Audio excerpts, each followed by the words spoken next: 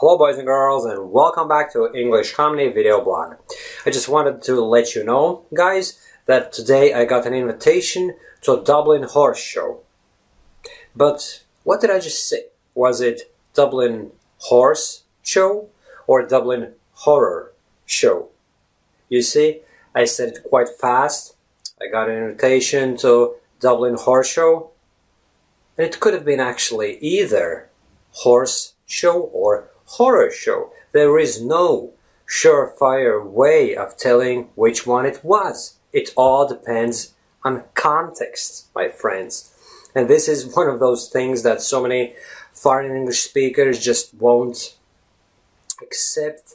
Sometimes when you don't really understand what a particular word means, people start getting all confused and complain about double meanings in the English language and how can they possibly understand all the meanings of a single word. But the answer is the context, my friends. Obviously, just first time around when I mentioned Dublin horse show, you probably would be a little bit doubtful what show I meant, but then in the conversation that would quite naturally follow that, you would realize what I'm talking about. If I say I got an invitation to Dublin horse show and I'm gonna bring a zombie mask with me, obviously I'm talking about a horror show. Something like a horror walk, something like a Halloween's Day parade where everyone puts on different masks and goes trick-and-treating around town, right? Knocking on people's doors and getting sweets and sometimes getting some abuse as well. But if I was to say that I'm going to a Dublin horse show and I'm gonna watch how horse riders are show jumping, then obviously it's all about horses. It couldn't possibly be horror show, right? So as I said, context explains everything. Context clarifies everything. And I suggest you check out this link if you haven't already done so previously while watching my videos and browsing my blog. And in this article there's a video as well. You can be able to perform a test and see how English words co-locate, how they go together. And that's all about the contextual learning. Basically, you acquire vocabulary contextually. A word is never on its own. And even if there's a few words together, such as Dublin horse show, there's always some more context to follow. It's never just a single phrase on its own, right? And that was the first funny phrase with the double meaning, right? And here's another one. Imagine yourself working in the knitting factory. That's my current job, right? And someone shows you a jumper and you tell them, that's a nice jumper. So, how to understand this sentence? That's a nice jumper. Is that definitely a nice, as in nice jumper, a good looking jumper? Not so, my friends. You see, in my knitwear factory, well, it's not my knitwear factory, but I hope you get the drift, the factory where I work, there's a color, a specific fabric color called ice. So, sometimes I might say, did you get the ice jumper? Meaning that, did you get the ice color jumper? That's what we would be typically asking each other. I would be talking to my colleague and I would be asking him, listen, by the way, did the ice jumpers come through yet? Meaning, if the order consisting of all the ice jumpers has gone through the production floor, right?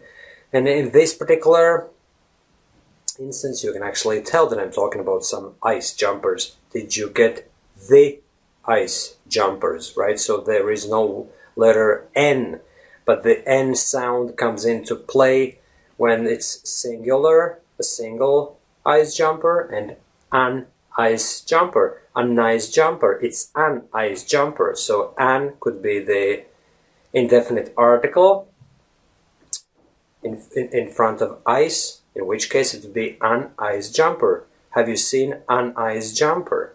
And that's, for example, what our secretary would be typically asking us to find a specific jumper whenever she needs a jumper of a specific color to send out to one of our customers as a sample. And she would be asking questions such as, have you got a nice jumper by any chance? So you could understand it differently. Have you got a nice jumper or an ice jumper? But obviously we know the context. We know that she wouldn't be looking just for some random nice jumper. It's always the color that is being specified, right? And this is probably not as good of an example as the previous one about the Dublin Horse Show, because an ice jumper isn't something that people would be typically saying, right? But anyway, this is another one of those tricky English sentences that could be interpreted differently, right? And here's another one. I was watching a football game and all the players in my team were on the fence. What did I just say? Did I say they were on defense, as in they were the defending team and the opposite team were offensive and constantly attacking them? No, I just said they were on the fence, meaning that they were very undecisive. On the fence is a very valid idiomatic expression, meaning describing this undecisiveness, somebody's undecisiveness. So when you say that those players were on the fence, it means that they weren't really sure what to do, whether to lead an attacking game or being on defense. So they were on the fence, meaning they were somewhere in the middle, right? Very undecisive. So this can be interpreted in two different ways as well. There's no surefire way of telling whether the person meant on defense or on the fence. And in case you're going to point out that defense and the fence, they're two different sounds. Actually, in Ireland, people say they don't say the. There is no th, the typical th sound as in the used in Ireland. That's where I live. And even in America, when people speak very fast, sometimes the sounds as if it's the, right? So on the fence, it could be both. On defense, as in defending, or on the fence, meaning undecisive, right? So this was the third example.